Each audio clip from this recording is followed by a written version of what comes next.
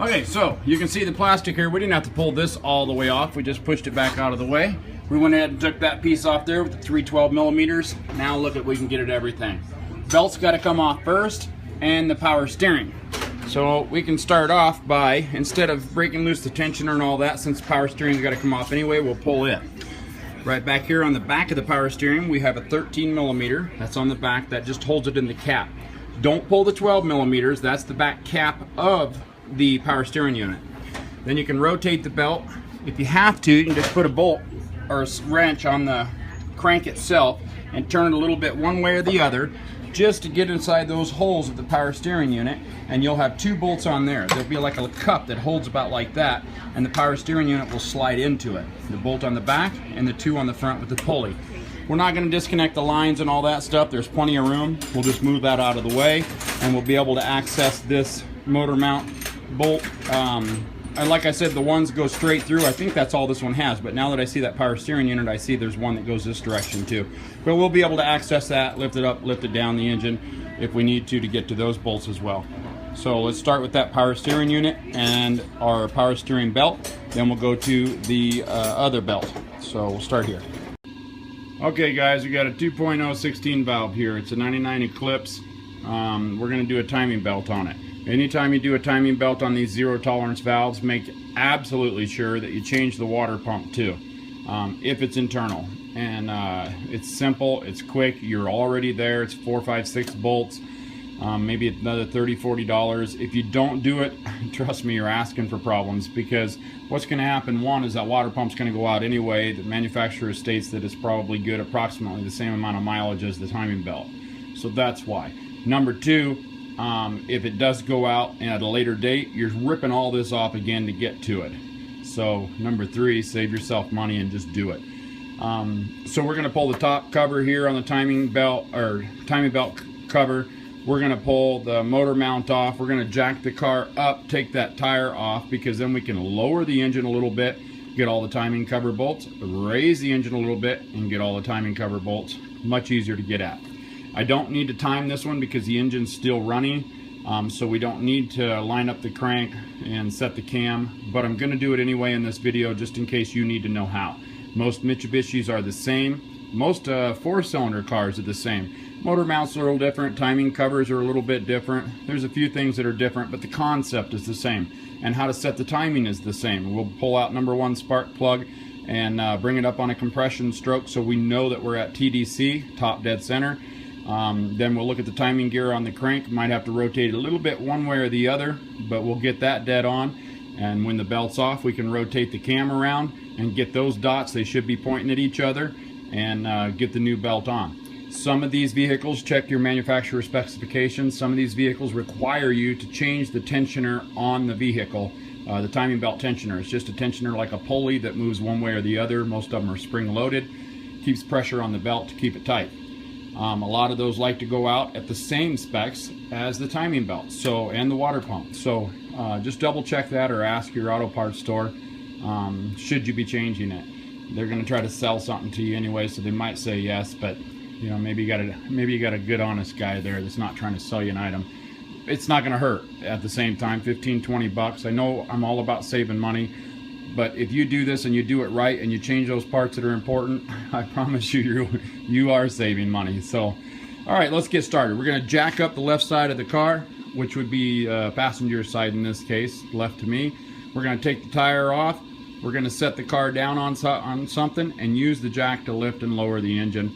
And as soon as we get the jack up underneath the engine, we'll just get it close, not tight, and we'll take loose the motor mount so we can do our adjustment up and down. Here we go. Okay, so we got the tire off. Now we're going to pull this motor mount. Again, get a jack up underneath there in a nice solid place. If you have to go on the oil pan, lay a nice piece of wood, 2x4 or something across the jack first so you get more of an area, a surface area. You don't want to be bending that oil pan. But there should be a mount under there that you can put the jack to lift it. So first thing we're going to do is get the motor mount. These reservoirs just slide up. So you can set that out of the way. Get the jack under there and break loose these three, the 1 bolt and the 2 nuts. Not just the 2 nuts, because then the engine can lower but it can't come up. We need to break all 3 and pull that big bolt right there, because this motor mount needs to be moved out of the way so it can go up as well as down. Let's get that out. Okay guys, so motor mount slid off. You can see down in there real good now. Clearly we're gonna have to pull that power steering pulley pump. But now, before we do any more of that, we're gonna pull this plastic cover and this one. Most of the time you don't need this one out of the way. I just like it because I like to sometimes lay on my back right here, put my head up in this area, and I can see better. So just the plastic clips, they're gonna take a little Phillips screwdriver, 10mm Phillips screwdriver. So you're only gonna just unscrew the plastic piece clips here. The other piece will then pop right out. And then the 10mm here. And on this back side, you're gonna have two of them that are right here and right here. They look the same, but you can actually pop those out that direction.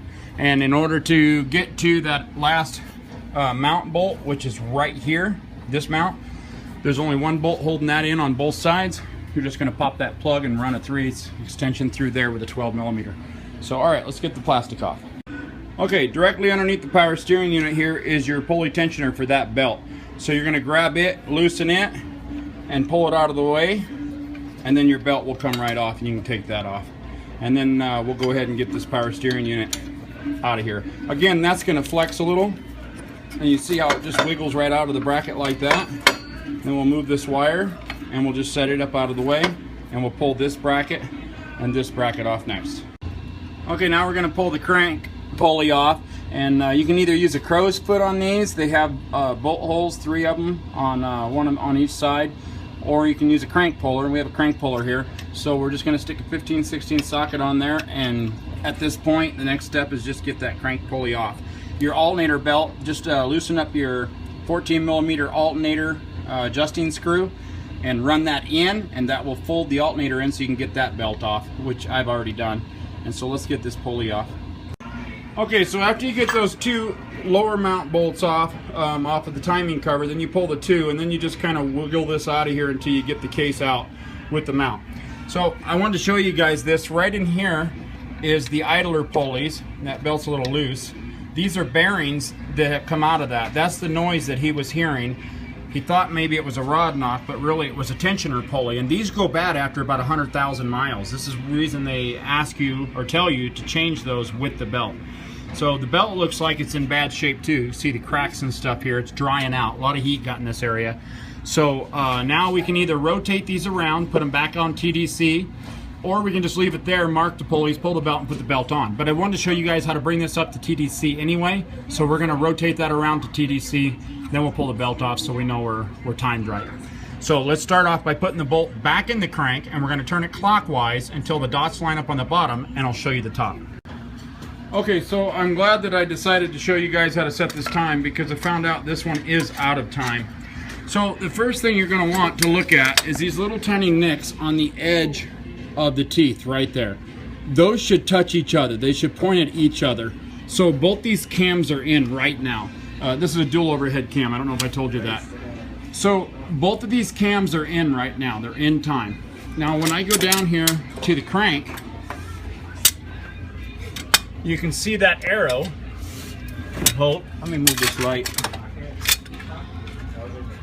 Right there is the arrow. Right here is the crank arrow. And if you count the teeth, I think you can see the teeth. 1, 2. I'm out 1 tooth. The vehicle will still run like that, but it can cause it to overheat when it's out of time like this. And the top end power won't be as much. So actually it's worse. So I didn't drive this vehicle. I just kind of babied it in here into the garage and determined that, you know, it needed these items. But anyway, so it's definitely out of time. And then again with those tensioner bearings, that could be the difference of the tooth on one play also, which can make it a little harder to start too sometimes, almost like you have to prime up the fuel. So we're gonna go ahead and take the belt off now. I'll rotate the crank back. I'll double check. The way you double check is for the crank, is to pull one plug out and stick a screwdriver down in there and rotate it back and forth just a little bit and make sure that number 1 piston is all the way up. If it's all the way up, then you're at what they call TDC, top dead center. And if your cams are in, they should be pointing at each other on this engine. Make sure you check your manufacturer's description to find out where those should be pointing. But most dual overhead cams are at each other. If it's a single cam, it should be pointing down towards the crank, or there'll be a mark to point it at. So anyway, we make sure the cam is in, we make sure the crank is in, then we can pull that belt off. If your belt is already off, make sure your cam is in, make sure your crank is in before you put the belt on. and that's how you time it. So, all right, let me go ahead and get this crank lined up. We're going to pull the belt first, then put the crank lined up, and then we'll go ahead and check TDC. Okay, so I pulled that first tensioner off. The idler pulley still has to come off too, and I pulled the belt. But I want to show you guys how to time this. So I took the number 1 plug out, and I just got this rod sitting on the piston there. So the cam is already lined up. So I'm going to put a wrench or a socket on the pulley, and you can watch this rod move up and down. Now my cam is not hooked up, so it's sitting still. And you see that rod move up and down? So I need to get this up to TDC, which it was off just a hair. So I'm just going to go till it reaches the top, and right there it started coming back down. That's the compression stroke that it needs to sit on. So then I'm going to come down here to my crank and look at those marks. Now you can see that arrow right there and this arrow, and those have to be perfectly lined up so I'm not off a tooth on my timing. Now my crank is lined up. So prior to this, doing this, and this is when the compression stroke is not when it comes up and down to the highest point, because you'll notice when it goes up, it'll turn for a second before it drops. It's when it comes up to the highest point before it goes down. That's TDC on the piston, which is on the crank, the smaller pulley.